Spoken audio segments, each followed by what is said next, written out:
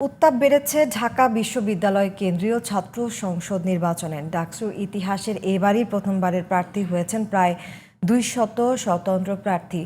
ডাকসু নির্বাচনের ইতিহাসে প্রতিবার ছাত্র সংগঠনগুলোর প্যানেলের আধিপত্য থাকলেও এবার বড় ফ্যাক্টর হয়ে উঠতে পারেন একাধিক স্বতন্ত্র প্রার্থী।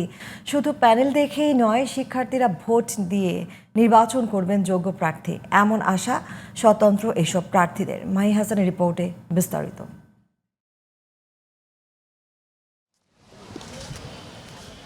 ঢাকা বিশ্ববিদ্যালয় কেন্দ্রীয় ছাত্র সংসদ, যা পরিচিত মিনি পার্লামেন্ট হিসেবে, এবারই প্রথম ডাকসু নির্বাচনের ইতিহাসে অংশ নিচ্ছেন রেকর্ড সংখ্যক প্রার্থী। 462 জন প্রার্থীর মাঝে স্বতন্ত্রই নির্বাচন করছেন 238 জন। শীর্ষ 3টি পদ অর্থাৎ ভিপি, জিএস, এজিএস সহ 28টি পদেই লড়ছেন তারা। জুলাই গণঅভ্যুত্থানের অন্যতম পরিচিত মুখ হাসিব আল ইসলাম। বৈষম্য বিরোধী শিক্ষার্থী সংসদ প্যানেলে ছিলেন তিনি, তবে প্যানেল থেকে বের হয়ে এসে স্বতন্ত্র হিসেবে লড়াই করছেন এজিএস পদে। সকল ষড়যন্ত্রের বিরুদ্ধে আমাদের প্রতিবাদ জারি থাকবে, যাতে করে আমরা ছাত্র সংসদ নির্বাচনগুলোকে যথাসময়ে আমরা নিশ্চিত করতে পারি। সেই লক্ষ্যে আমি কাজ করে যাব এবং এই ডাকসু নির্বাচনকে বিশ্ববিদ্যালয়ের একাডেমিক ক্যালেন্ডারে আমরা যাতে করে অন্তর্ভুক্ত করতে পারি, এবং একাডেমিক ক্যালেন্ডারে যখনই অন্তর্ভুক্ত করা যাবে তখনই রাজনৈতিক দলগুলোর মধ্যে যে প্রভাব রয়েছে সেই প্রভাব থেকে আমরা ঢাকা বিশ্ববিদ্যালয়কে অনেকাংশেই মুক্ত করতে পারবো। অভ্যুত্থানের সময় নিষিদ্ধ ছাত্রলীগ থেকে বের হয়ে আলোচনায় থাকা আশিকুর রহমান জিমও এবার স্বতন্ত্র প্রার্থী। রাজনৈতিক পরিচয় থেকে বের হয়ে এখন তার লক্ষ্য ক্যাম্পাস ও শিক্ষার্থীদের জন্য কাজ করা।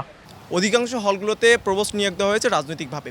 সেই মানুষগুলোকে যদি আপনি এখানে প্রধান করে যদি নিয়োগ দেন, তাহলে আমাদের কাছে আসলে আমরা যারা স্বতন্ত্র প্রার্থী আছি, আমাদের কাছে আসলে খুবই সংশয় জাগছে যে আমরা আসলেই একটা ফেয়ার নির্বাচন পাবো কিনা। আসলে আমরা যারা স্বতন্ত্র আছি তারা যে আসলে আমাদের মতো করে কাজগুলো করব, আসলে সেভাবে কোনো সুযোগই পাই না। রাজনৈতিক যে দলগুলো আছে, তাদের যে ছাত্র সংগঠনগুলো আছে, তারা আচরণবিধি ভঙ্গ করলেও কোনো কিছু হয় না। আরেক জুলাই যোদ্ধা তাহমিদ আল মোদাসের চৌধুরী, বৈষম্য বিরোধী ছাত্র সংসদের ঢাবি শাখার মুখ্য সংগঠক, তবে তিনিও সংগঠনের প্যানেল থেকে বের হয়ে লড়ছেন স্বতন্ত্র প্রার্থী হিসেবে। শিক্ষার্থীদের যখন বিশেষ বিশেষ সময়ে তাদের কাছে টাকা থাকে না, তখন যে তারা অনাহারে থাকে, সেটার জন্য আমি একটা ফুড ক্রেডিট সিস্টেম আনছি। বিশ্ববিদ্যালয়ের যে গ্রাউন্ডটা আছে এটাকে আমরা সেভ করবো, সেভ ইউর মানে ডিফেন্ড ইউর গ্রাউন্ডস, এটাকে আমরা নিরাপদ করবো। আমার ডিপার্টমেন্টগুলোতে টিএশিপ এবং আরএশিপ অফার করার মাধ্যমে আমরা বিশ্ববিদ্যালয়কে এবং যে রিসার্চ সেন্টারগুলো আছে সেগুলোতে স্টুডেন্টদেরকে অ্যাকনোলেজ করার মাধ্যমে আমরা এই বিশ্ববিদ্যালয়কে একটা গবেষণাধর্মী বিশ্ববিদ্যালয়ের দিকে নিয়ে যাওয়ার চেষ্টা করব।